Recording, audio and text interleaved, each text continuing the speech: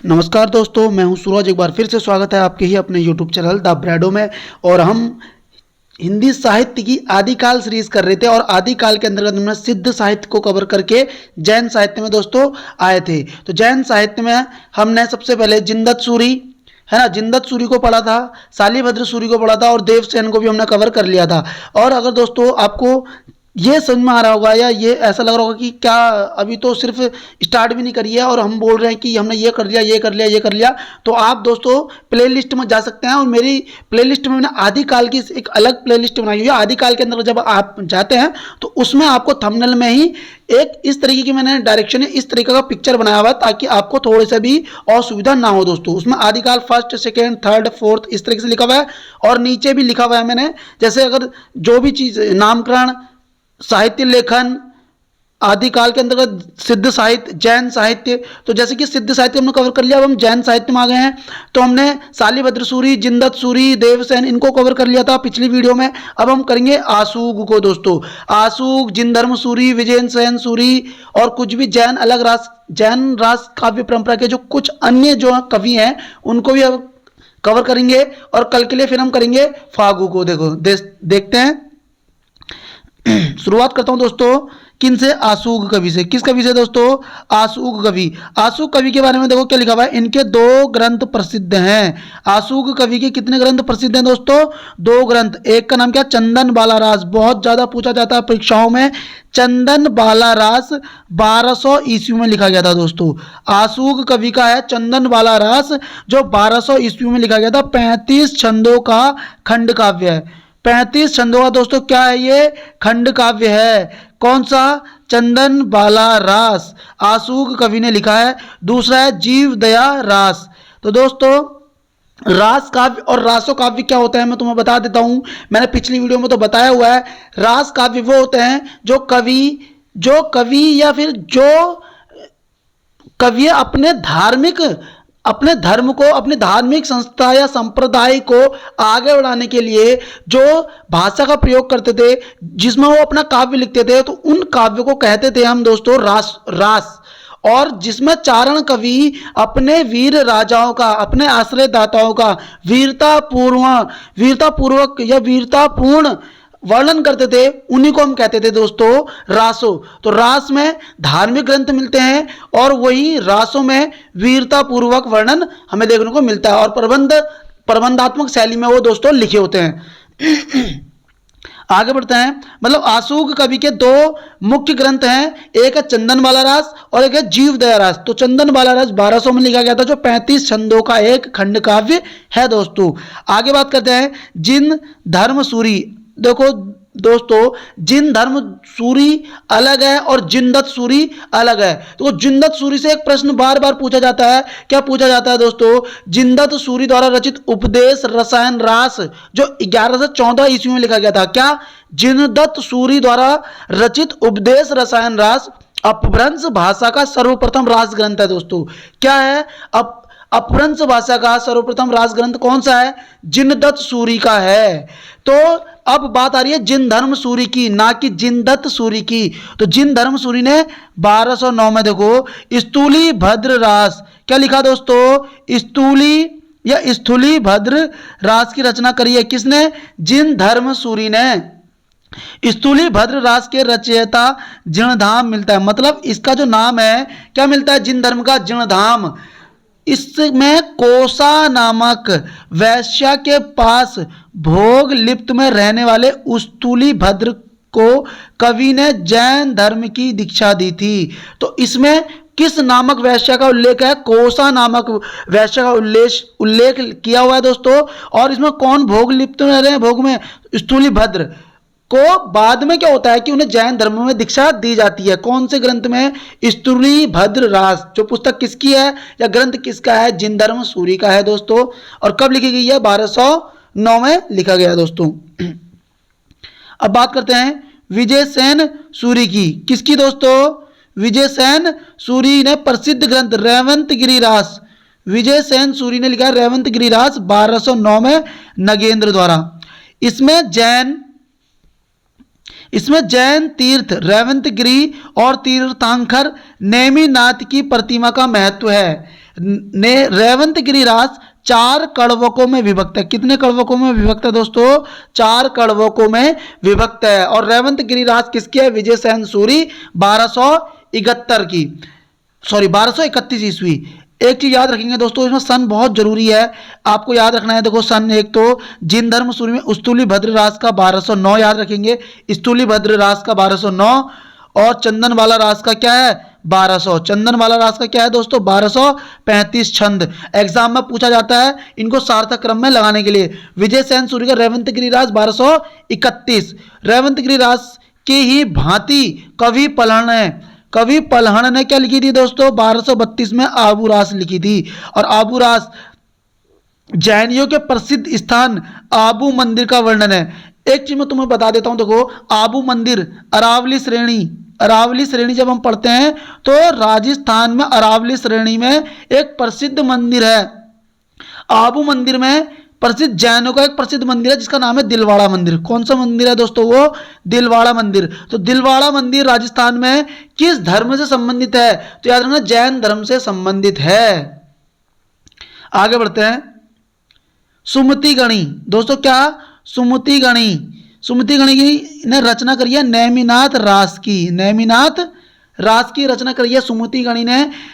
नेमिनाथ रास के चरित्र का वर्णन 1213 में किया था, जिसमें 58 छंद है। कितने छंद है दोस्तों? 58 छंद है। 1213 में रचना करी है सुमति गणी ने। सुमति गणी ने कितने में रचना करी? 1213 में। किसकी? नेमिनाथ रास की दोस्तों। नेमिनाथ रास की रचना किसने करी है? सुमति गणी ने। सुमति गणी ने नेमिनाथ रास की रचना करी थी और 1213 में करी है। और कितने छंद हैं? 58 इसमें छंद है दोस्तों। अगले लाइन देखो क्या बोल रहा है? चौपाई छंद में 12 मासा का वर्णन। चौपाई छंद में 12 मासा का वर्णन विनय चंद्र सूरी ने द्वारा रचित नेमिनाथ चौपाई में मिलता है। चौपाई छंद में 12 मासा का वर्णन, चौपाई छंद में 12 मासा का वर्णन विनय चंद्र सूरी की रचित रचना नेमिनाथ चौपाई। देखो नेमिनाथ चौपाई अलग है और नेमिनाथ रास अलग है। नेमिनाथ रास लिखी है सुमति गणी ने और नेमिनाथ चौपाई लिखी है विनय चंद्र सूरी ने। इसको ऐसे देखेंगे, सुमति गणी ने लिखी है नेमिनाथ रास 1213 में और विनय चंद्र सूरी की देखो नेमिनाथ चौपाई है ना दोस्तों। हिंदी में 12 मासा का सर्वप्रथम वर्णन इसी ग्रंथ में माना जाता है। विनय चंद्र सूरी, अगला लाइन देखो क्या बन रहा है दोस्तों? विनय चंद्र सूरी की अन्य रचनाएं। विनय चंद्र सूरी की अन्य रचनाएं में देखो मल्लीनाथ महाकाव्य, पार्श्वनाथ चरित्र, कल्प निरुक्त उवस माला। कौन सी है दोस्तों? मल्लीनाथ महाकाव्य, पार्श्वनाथ चरित्र, कल्प निरुक्त उवस माला। दोस्तों कहानी छप्पई भी आता है लेकिन उवस माला से ही काम हमारा बन जाता है। विनय चंद्र सूरी की देखो मुख्य रचना जो है नेमिनाथ चौपाई को आप याद रखेंगे। नेमिनाथ चौपाई के साथ आप याद रख सकते हैं मल्लीनाथ महाकाव्य, पार्श्वनाथ चरित्र, कल्प निरुक्त उवस माला। अगले पॉइंट में देखो क्या करते हैं, अगला लाइन में देखो क्या बन रहा है क्वेश्चन। देखो जैन रास परंपरा के अन्य कवि। जैन रास काव्य परंपरा के अन्य कवि में देखो प्रमुख कवि है प्रज्ञा तिलक। प्रज्ञा तिलक ने देखो रचना कौन सी लिखी है? कछुली रास 1306 ईस्वी में। प्रज्ञा तिलक की क्या रचना है? कछुली रास। दूसरे में आ रहे हैं देलन। देलन का है गय सुकुमाल रास 1400 ईस्वी। फिर आ रहा है सार मूर्ति। सार मूर्ति ने ग्रंथ लिखा हुआ है जिन पदम सूरी पट्टाभिषेक। जिन पदम सूरी पट्टाभिषेक सार मूर्ति की है। और अभेदेव सूरी ने क्या लिखी है? जय त्रिहुणवा। एक मिनट में इसे कर लेता हूं, जय त्रिहुणवा। अब आ रहा है चंद्रमुनि। चंद्रमुनि की है पुराण सार। कनकामर मुनि ने लिखी है करकंड चर्यु। जिन वल्लभ सूरी ने लिखी है संगपट्टक। जिंदत सूरी की देखो चांचरी, काल स्वरूप कुलक और उपदेश रसायन। इसे तो देखो हमने क्या बोला था? इसे हमने क्या बोला था? उपदेश रसायन रास को जैन रास परंपरा या उपदेश रास काव्य परंपरा का पहला ग्रंथ जो क्या था? उपदेश रसायन रास जिंदत सूरी का था। दोस्तों कट करते हैं, एक बार इसे फिर से दोबारा देख लेते हैं जल्दी जल्दी में थोड़ा सा। प्रज्ञा तिलक ने क्या लिखा था? कछुली रास लिखा है। देलड़ ने क्या लिखा, देलड़ ने गए सुकुमार रास लिखी थी 14वीं सदी में। सारमूर्ति ने क्या लिखा है, जिन पदम सूरी पट्टाभिषेक लिखी है। अभय देव ने क्या लिखी है, अभय देव ने जय त्योणवा। चंद्र मुनि ने क्या लिखी है, पुराण सार। कनकामर मुनि ने लिखी है करकंड चरियों। जिन वल्लभ सूरी ने क्या लिखी है, संग पट्टक। और जिनदत्त सूरी ने क्या लिखी थी दोस्तों, जिनदत्त सूरी ने क्या लिखी है, चांचरी, काल स्वरूप कुलक, उपदेश रसायन रास। सोमप्रभ सूरी, सोमप्रभ सूरी ने लिखी कुमारपाल प्रतिबोध। क्या लिखा दोस्तों, कुमारपाल प्रतिबोध। जिन पदम सूरी, जिनदत्त सूरी, जिन धर्म सूरी और जिन पदम सूरी स्थूली भद्र फागु। क्या लिखा दोस्तों, स्थूली भद्र फागु। अब बात कर रहे हैं जिन धर्म सूरी, जिनका नाम क्या था, जिणधाम। क्या नाम आया था दोस्तों, जिणधाम। इन्होंने क्या लिखी है, स्थूली भद्र रासो, स्थूली भद्र रासो। आगे बढ़ते हैं। अंबरदेव सूरी, अंबरदेव सूरी की क्या आ रही है, संगपति समरा रासा। अंबरदेव सूरी ने लिखी है संगपति समरा रासा। राजशेखर सूरी ने लिखी है नेमिनाथ फाग।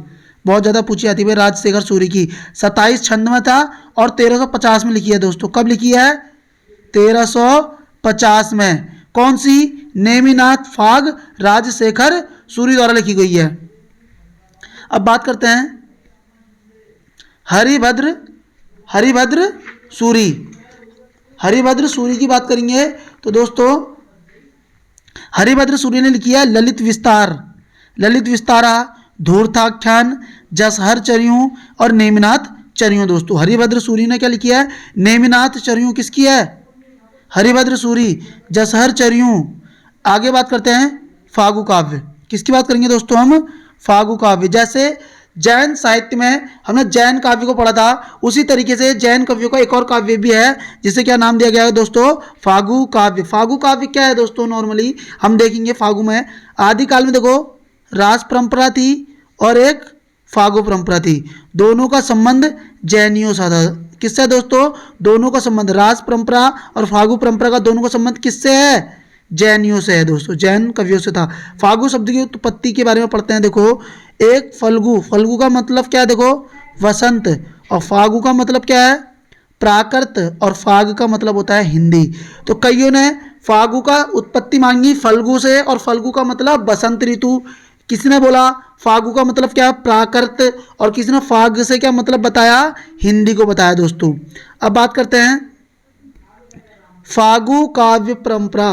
फागु काव्य परंपरा का सर्वाधिक प्राचीन ग्रंथ जिनदत्त सूरी, जिनदत्त सूरी द्वारा क्या रचित है, स्थूली भद्र फागु। 1284 में लिखा गया था दोस्तों। जिन चंद्र सूरी ने लिखा था, जिन चंद्र सूरी ने। फागु काव्य परंपरा का सर्वाधिक प्राचीन ग्रंथ क्या है, स्थूली भद्र फागु। देखो दोस्तों स्थूली भद्र फागु है ये, स्थूली भद्र रासो नहीं है। इधर देखो स्थूली भद्र रास, देखो स्थूली भद्र रास आ गया, कहाँ क्या, स्थूली भद्र रास, ये रासो लिखा हुआ है, इसे रास कर देते हैं। स्थूली भद्र रास किसकी है, देखो जिन धर्म सूरी की। अब बात करते हैं जिन चंद्र सूरी, जिन चंद्र सूरी। स्थूली भद्र रास जो लिखी है वो जिन धर्म सूरी ने लिखी है और जिन चंद्र सूरी ने लिखी है स्थूली भद्र फागु 1284 में। फागु का अर्थ होता है वसंत ऋतु का काव्य। देखो फागु काव्य का मतलब क्या था दोस्तों, वसंत। क्योंकि फागु शब्द की उत्पत्ति फल्गु से मांगी है और फल्गु का मतलब क्या था, वसंत। और फागु का एक मतलब क्या होता है, प्राकृत भी होता है। और फाग का मतलब क्या होता है दोस्तों, हिंदी। आगे बढ़ते हैं नेमिनाथ फागु। देखो नेमिनाथ फागु की रचना राजशेखर सूरी ने करी थी। अभी मैंने बताया था कि 27 छंद है इसमें और 1350 में थी। बताया था नहीं बताया था ऊपर, अभी बताया था, देखो यहीं पे बताया होगा, कहाँ गया, एक मिनट। राजशेखर सूरी नेमिनाथ फाग 27 छंद 1350। तो नेमिनाथ फागु की रचना राजशेखर सूरी ने की थी। नेमिनाथ और राजुल के विवाह की घटना का चित्रण इसमें 27 छंद है इसमें। अगली लाइन देखो क्या बन रही है, वसंत विलास फागु का संबंध 13वीं सदी से है। बसंत विलास फागु का संबंध 13वीं सदी में था और इसमें 84 छंदों का एक श्रृंगारिक काव्य है। इनके संपादक, वसंत विलास फागु के संपादक कौन थे, माता प्रसाद गुप्त दोस्तों। वसंत विलास फागू का संपादन किसने किया था? माता प्रसाद गुप्त ने। अब अगली लाइन आ रही है, देखो नाथ संप्रदाय की, नाथ साहित्य की। तो नाथ साहित्य को हम यहाँ पे नहीं करेंगे, तो हमने जैन साहित्य और फागू साहित्य दोनों को हमने कंप्लीट कर लिया है। बस इसमें एक डाउट था, तो मैं देख लेता हूँ किसकी मैं बात कर रहा था आप लोगों को, रेवंत गिरी की नहीं कर रहा था, हाँ जिन धर्म सूरी की। देखो जिन धर्म सूरी ने लिखा है स्थूली भद्र रासो 1209 में, जिन धर्म सूरी ने क्या लिखा है? स्थूली भद्र रास 1209। ठीक है, अब यहां पे देखेंगे हम जिन चंद्र सूरी को। देखो जिन चंद्र सूरी ने लिखा है स्थूली भद्र फागु। देखो जिन धर्म ने लिखा है स्थूली भद्र रास, जिन धर्म ने लिखा है रास और चंद्र ने लिखा है फागो। ठीक है, चंद्र ने क्या लिखा था? फागो। और वो 1200 की रचना है, ये 1284 की रचना है। देखो वो कितने की थी? देखो दोस्तों मैं तुम्हें फिर रिपीट कर देता हूं, ये रचना है आपकी 1209 की और वह है 1284 की। तो आशा करता हूं आज की वीडियो आपको अच्छी लगी होगी, और यकीनन इन वीडियो को, इन नोट्स को दोस्तों आप लिखते हो चलो, यह आपको आपकी तैयारी के लिए काफ़ी ज़्यादा हेल्पफुल साबित होगी दोस्तों। तो अगर आपको वीडियो अच्छी लगी है, नोट्स आपको अच्छे लगे हैं, तो प्लीज़ आप मेरी वीडियो को लाइक करेंगे, चैनल को सब्सक्राइब करेंगे। Thank you.